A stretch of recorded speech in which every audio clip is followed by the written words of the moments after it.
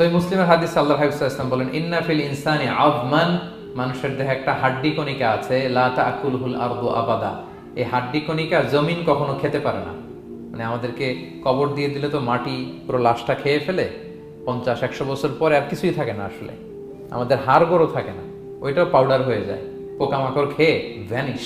কিন্তু একটা জিনিস ছাড়া, আমাদের এই যে শির দ্বারা ব্যাকবোন, আমাদের স্পাইনাল কর্ডের একেবারে নিচে ট্রায়াঙ্গেল ছোট্ট একটা হাড্ডি কণিকা আছে, ত্রিভুজ আকৃতির। এটাকে ডাক্তারি ভাষায় বলে কক্সিক্স টেইল বোন, পুচ্ছাস্তি বলে। এই ছোট্ট কণা, এইটা নষ্ট হয় না। আল্লাহ বলে এইটাকে বেইস ধরে আমি কিয়ামতের দিন তোমাদের সবাইকে আবার জীবিত করব। হিন্দুরা যে শ্মশানে লাশ পোড়ায়, সব পুড়ে যায়, কক্সিক্স পুরো নয়, ছোট্ট কক্সিক্স কোথা হয় জানেন?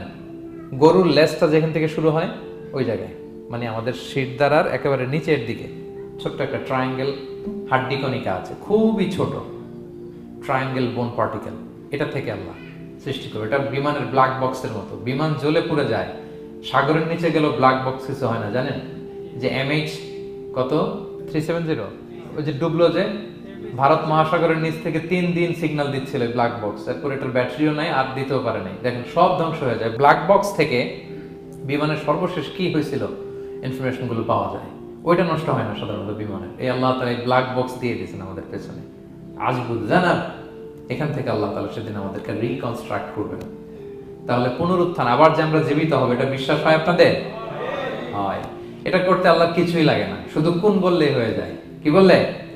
এই কুন কথা দিয়ে আল্লাহ তাআলা শেষ করেছেন সূরা ইয়াসিন। আল্লাহ বলেন যে আল্লাহর যে অসীম ক্ষমতা, এটা শুধু কুন বললেই হয়। ইন্নামা আমরুহু ইযা আরাদা শাইআন আইয়াকুলা লাহু কুন ফায়াকুন। কুন হও, ফায়াকুন হয়ে যায়, বি ইট ওয়াজ, হও বলতে হয়ে যায়। তাই বলে কি আল্লাহ হও বলাটাও জরুরি না? তিনি হও বলারও মুখাপেক্ষী না। দুনিয়াতে আমাদের বোঝানোর জন্য তিনি বলছেন যে আমি কুন বললেই হয়ে যায়, আমার কুনও বলা লাগে না, চিন্তা করা মাত্রই হয়ে যায়। ফাআলুল লিমা ইউরিদ, তিনি যা ইচ্ছা তাই করতে পারেন।